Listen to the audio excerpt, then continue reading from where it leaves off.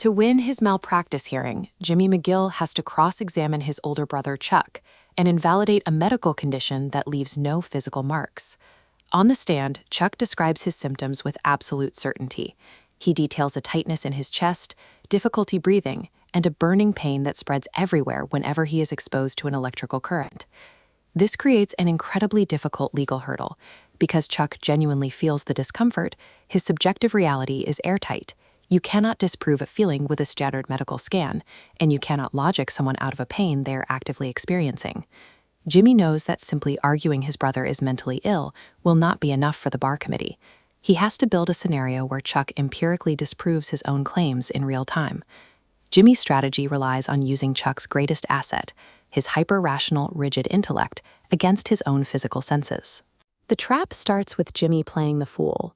By feigning ignorance, he gets Chuck to confidently dictate the exact parameters of his condition for the official court record. Jimmy points out the illuminated exit signs in the back of the courtroom. Chuck readily dismisses them, explaining that they draw very little current and are positioned far away from the witness stand. This diagram demonstrates the inverse square law. It maps out how energy waves drop exponentially with distance. Jimmy distills this concept into a strict binary rule. Distance means safety, but close proximity means undeniable pain. Then comes the anchoring question. Jimmy asks if Chuck would feel the current from a small power source, like a watch battery, if it were placed right next to his skin. Chuck confidently agrees that he would. Chuck has established a clear, unfalsifiable baseline for his condition under oath. He cannot alter the rules of his sensitivity now without contradicting his own testimony.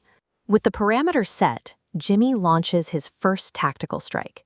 He suddenly pulls his cell phone out of his pocket to intentionally provoke his brother. Chuck immediately seizes on this.